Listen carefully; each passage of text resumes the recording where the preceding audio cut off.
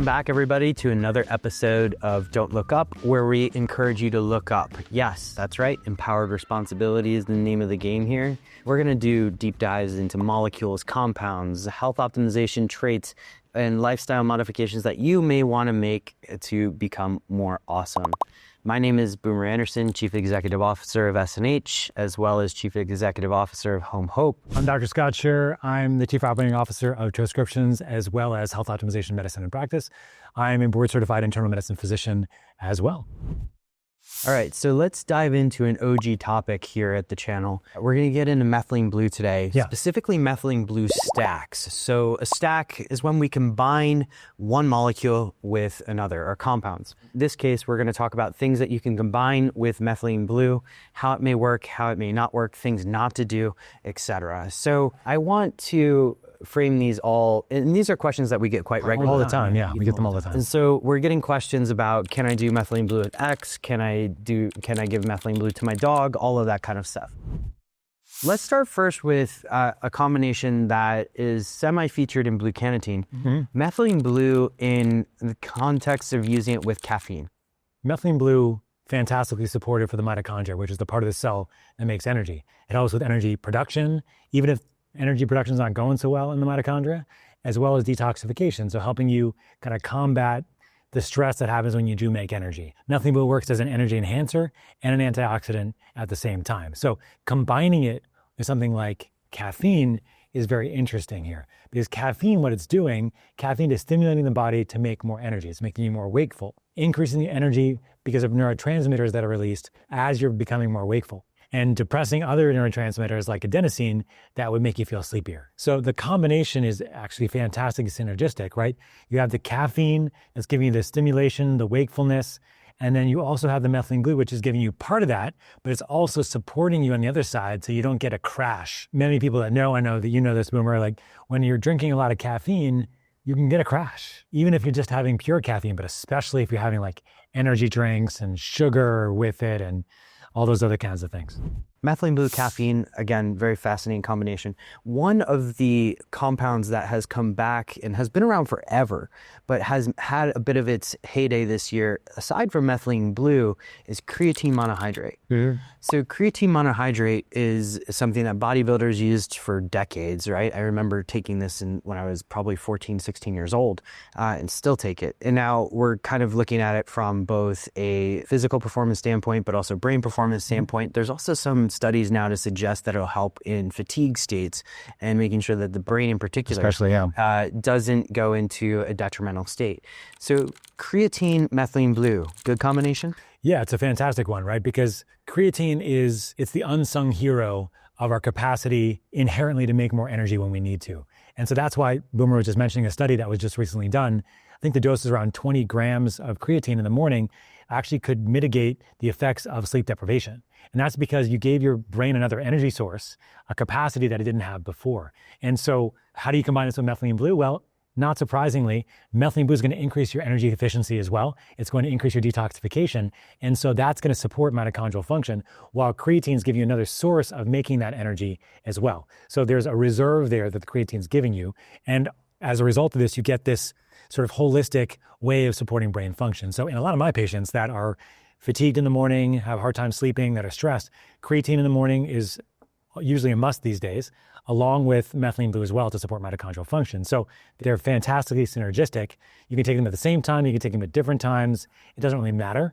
What I typically have people do starting off with is to take the creatine in the morning and also the methylene blue in the morning. So low doses of methylene blue, 4, 8, 16 milligrams. You got to be careful on your dose. Once you start getting above like 30, 40, 50 milligrams of methylene blue, then it actually can cause more stress on the brain than support it.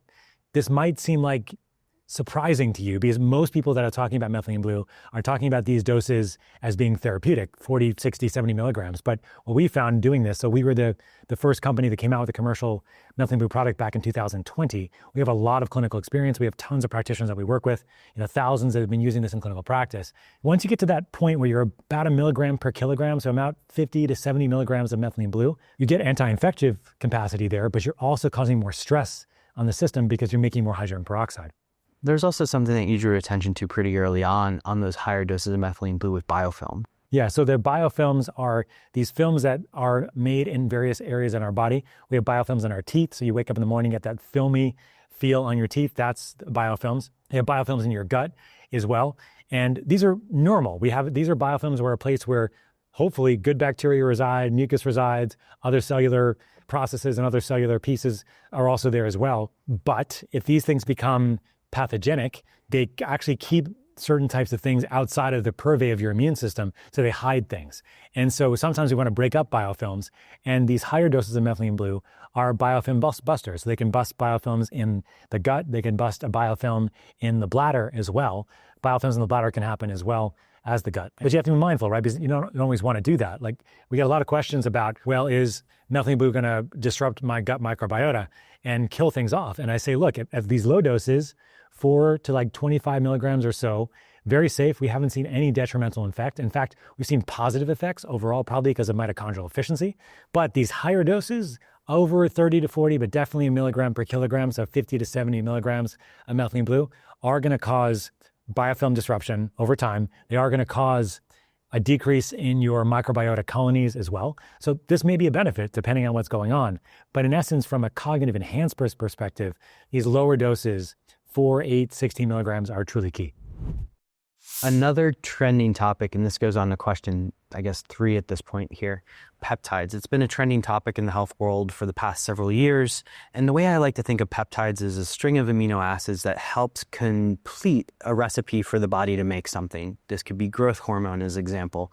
There are several others, BPC 157. The combinations of peptides with methylene blue, thumbs up, thumbs down? I mean, total thumbs up. I mean, of course, with peptides, you have to be careful where you're sourcing them from. Peptides are harder to get now because FDA regulations related to certain peptides. I mean, good story for me. I partially tore my calf about 3 weeks ago.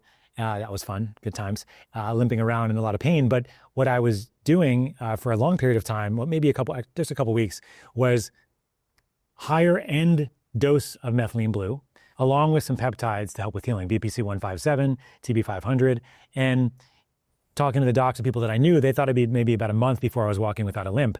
And I'm 2 weeks out and I'm doing well. I can't run, that's for sure, but I can walk without looking like I'm We're going to make him walking. do burpees at the end of the video. I may not survive. My calf may not survive. Oh, but you will survive, yeah. Donna Summer, you will.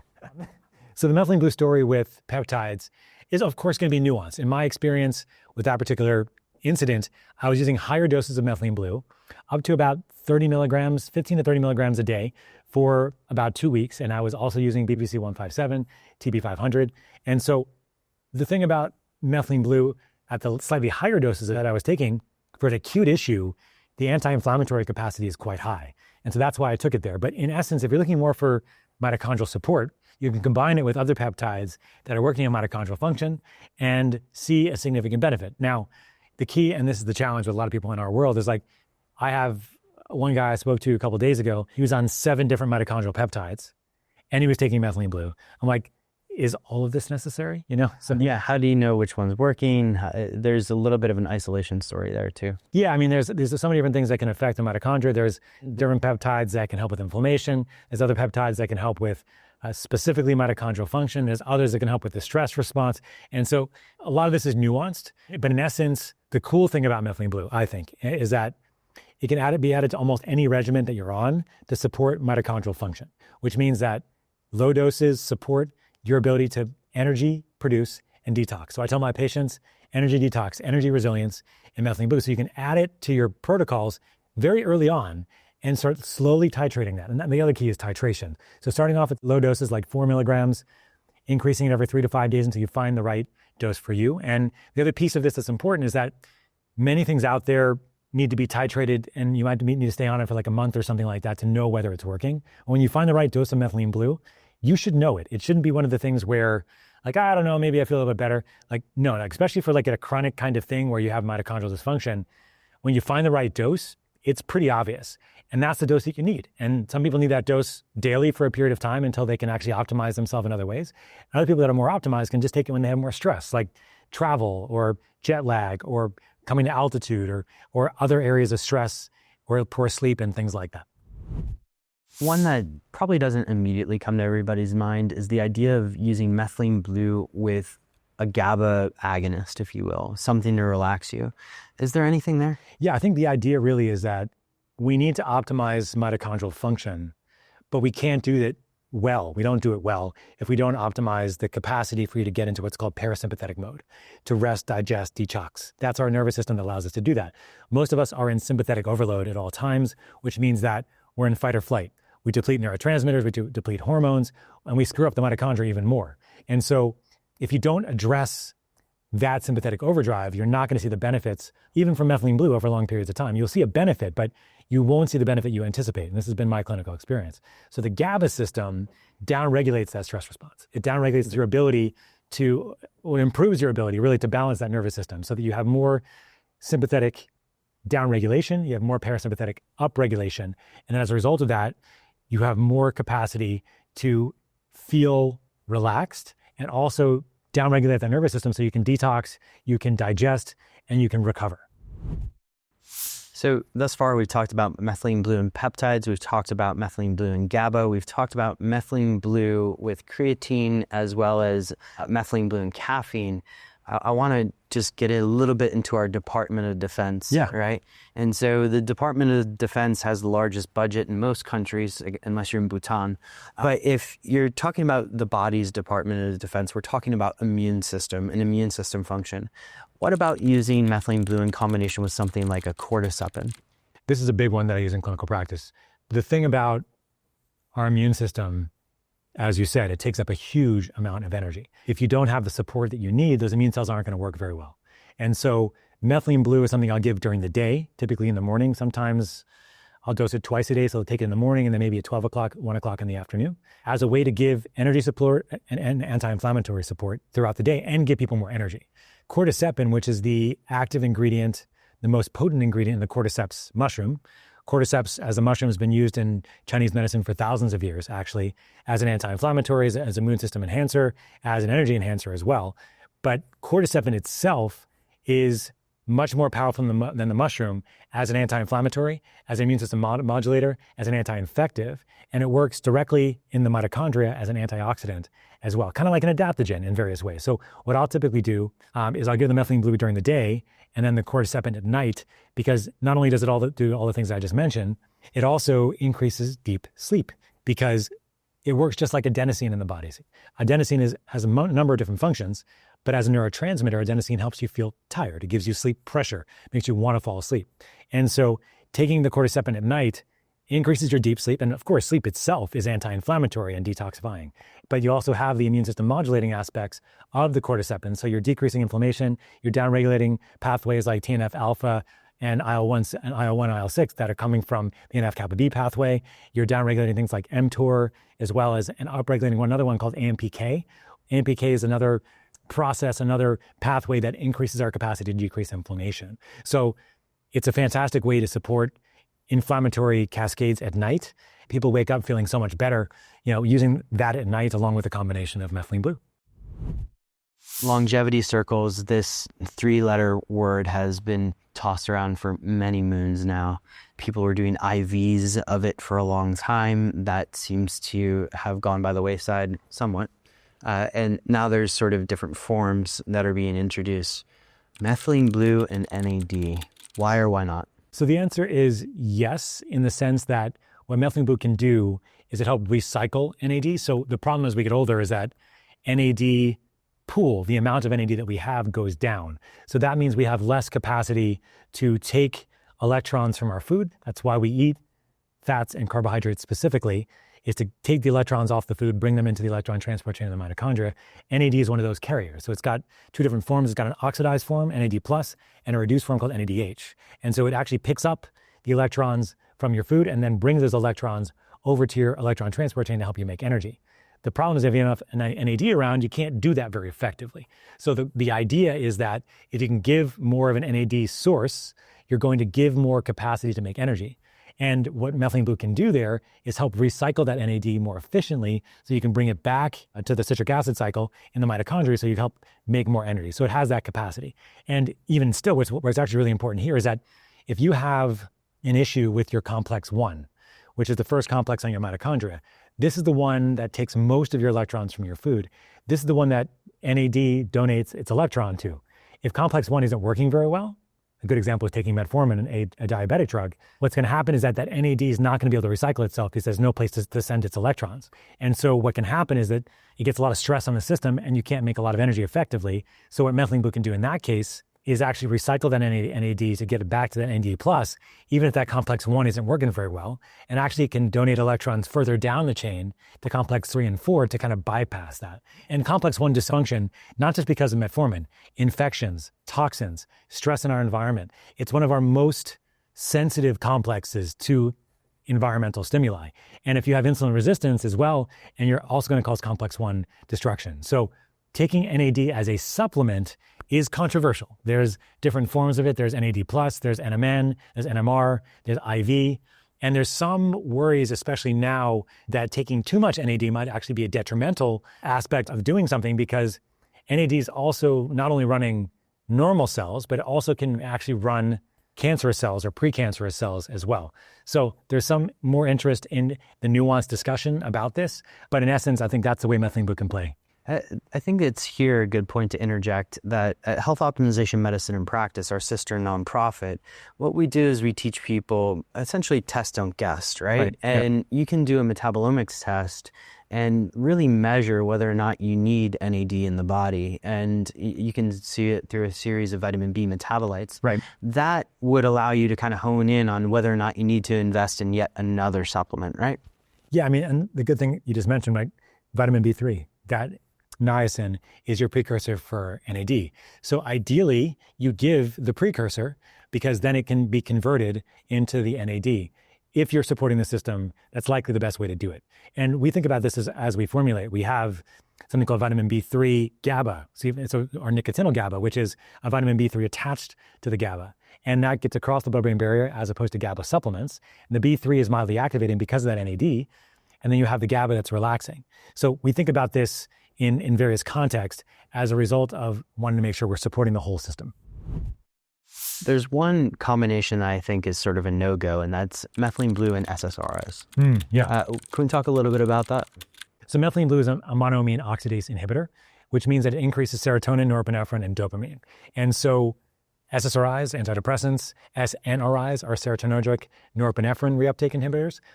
These can potentially interact with methylene blue because they're working on similar neurotransmitters and increasing them together. Now, very low doses of methylene blue are likely quite safe, but if you're on an SSRI, SNRI, or dopaminergic drug like a Parkinson's medication, you really need to be working very closely with a provider if you're going to start any methylene blue. In essence, the risk that is discussed in the literature is something called serotonin syndrome, where somebody gets into like too much serotonin causing elevated blood pressures, heart rates, and it could be potentially deadly. But the thing about serotonin syndrome is that it's extremely rare. If you ask 100 doctors if they've ever seen it, they've been in clinical practice for 20 years plus, maybe 2 or 3 people will actually raise their hands in the audience. And maybe one of those people actually saw serotonin syndrome because it's very, very rare. So the most common side effect you'll find is people have GI distress because most of the serotonin we make is not actually in the brain, it's actually in the gut. But in essence, the only studies that have shown serotonin syndrome with methylene blue have been using IV methylene blue. IV methylene blue is going to get to the brain much faster than obviously taking a troche or swallowing it, whatever you'd like to do. So short story is if you're using an SSRI, SNRI, you can work with a practitioner very closely as long as you're using very low doses of methylene blue, but do not do this on your own.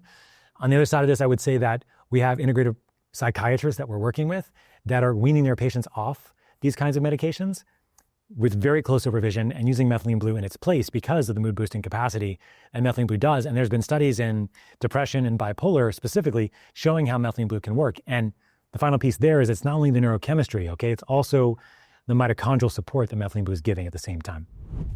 2 final questions to wrap this up. We're going to talk about cycling and quality. Cycling, if I'm somebody who takes methylene blue, should I be taking it daily or should I look to kind of cycle it off? What I have to think about here is that I think that some people need methylene blue some of the time, if you're more optimized, and other people need methylene blue some of the time for a longer period of time. And the reason for that is that it depends on where you're going and where you're coming from, right? If you're coming from a pretty optimized place, then you may only need methylene blue periodically when you have more stress. You have You're going on an airplane, you have more stress at home, you're not sleeping as well. Using methylene blue in those cases is going to mitigate the mitochondrial stress, especially from flying. Like airplane travel is such a stressful thing. You're low oxygen on a plane, you have bad air quality, you're changing your circadian rhythms, your gut's not happy. I kind of view it during travel as like my insurance policy, right? Yeah. How do I protect myself from like the 300 other people in this plane that statistically are probably not nearly as healthy as I am? Yeah, so you have the capacity to use methylene blue in this kind of these short-term ways to help with travel, stress, et cetera, if you're more optimized. But if you're coming from a place where your mitochondria need significant support, you may need to take methylene blue more of the time in the beginning and hopefully be able to wean it off over time as you're optimizing your diet, your lifestyle, your nutrition, et cetera. And the cool thing about methylene blue, these lower doses, is that it gives you enough support that you start feeling better. All of a sudden you feel like you can take a walk around the block. All of a sudden you can feel like you can change your diet just a little bit, or you can maybe recall memories, right? Maybe have something a little bit better. Yeah. So like all of a sudden your memory's better, like cognition's better. So you feel better and then you're able to peel it off over time. But when it comes to cycling, the higher the dose that you're taking, the more you have to be thinking about cycling. My rule of thumb these days is that if you're taking more than about 25 or 30 milligrams of methylene blue on a daily basis, you should likely cycle it off at least once a week. If you're taking higher than that, about higher than 70 milligrams a day, then definitely cycling it off at least twice a week is likely best. But if you're taking more than 30 milligrams a day, I really think you should be following with a practitioner pretty closely to kind of understand why you're taking it. Now, some people really do benefit from these doses at high doses for long periods of time. I've seen many benefits at these high doses for long periods, but the higher the dose you're taking, the more cycling you need to do. At these lower doses, 4, 8, 16 milligrams, you don't really need to cycle. Although we'll find a lot of people will do is maybe take 1 or 2 days off per week and not take it, but there's really no clinical experience that we say that absolutely that's required. Last part is about quality. And, we've been at this. We released Blue Carnitine in February 2020, Just Blue shortly after that. We were the first to really commercialize methylene blue. Yep. And since then, now we see various influencers releasing their own methylene blue. We see Amazon products coming out on methylene blue. We see people getting into the space because it is trending. Right. What are some of the concerns that we need to be wary of? And after you go through that, I'll go through some of the tests we've done on these various products. Yeah, I think from like a high level perspective, methylene blue is a synthetic molecule, which means it doesn't come from the earth directly. It was made in the lab and it was the first drug registered with our FDA back in 1897. And so some people don't like synthetic things. I get that. But my response to this is that not everything that's synthetic is bad for us, just like not everything natural is good for us. We don't live in a natural world. We live under bad lighting, we have bad food, toxins in our environment, and thousands of chemicals that are being put in our water, all these kinds of things all on a daily basis, right? So not everything is natural anymore. So as a result of that, I think we need sometimes synthetic things to help us. And as long as you keep it very low dose, nothing was extremely safe, extremely well tolerated. The only thing that you'll find is that you'll get some blue pee. And that's the only thing you'll have to, be somewhat surprised about if you didn't know ahead of time, right? But because it's synthetic, during the manufacturing process, it can be contaminated with heavy metals, especially mercury, cadmium, arsenic, and lead, okay? And so this is why you do not want to drink fish tank cleaner. When we first looked at methylene blue back in 2019, we had a really hard time finding a pharmaceutical grade company that would make methylene blue to our specs. And so fish tank cleaner, industrial grade, chemical grade, you do not want to have those kinds of methylene blue because all of them are going to be contaminated with at least 10% or higher of heavy metals. So do not take those products. In the beginning of the pandemic, we had a great headline. I remember this one. It said, biohackers drinking fish tank cleaner to reverse their age. Great clickbait. That was actually the New York Post. And funny enough, this year, the New York Post actually came out with a more positive article on methylene blue too. Yeah, and this kind of goes in to how we understand the quality and the testing. Maybe you can go into some of that, Boomer. Yeah, sure. So when all of these products came onto market, of course, what we were concerned about was product quality. We know the process that methylene blue is made. We know the questions to ask, what to look for. And so when we went and purchased sort of the top 10-ish methylene blue products, what we were testing for was what's called high potency liquid chromatography or purity. We were also looking at microbial analysis, so the presence of different microbes in the product, as well as heavy metals. And of these 10, None of them actually tested to spec. And what does that mean? They usually didn't meet label claims in terms of dosing. They were either, in one case, way too high, which has a detrimental effect if you don't know what you're taking, or way too low. And all of them had some sort of issue with the heavy metals that Scott just mentioned. Some of them had higher arsenic, some of them had higher lead, some of them had higher mercury. And I guess there's a way, and something that I would like to encourage anybody watching this, demand more of your supplement companies. When you buy a product, you're investing in yourself, and you're buying a product because you want it to make you better. And so when you're approaching a supplement company, you can ask for these tests. Do you have high potency liquid chromatography instead of NMR? Do you have heavy metal testing? Do you have that microbial analysis? And they should provide it to you.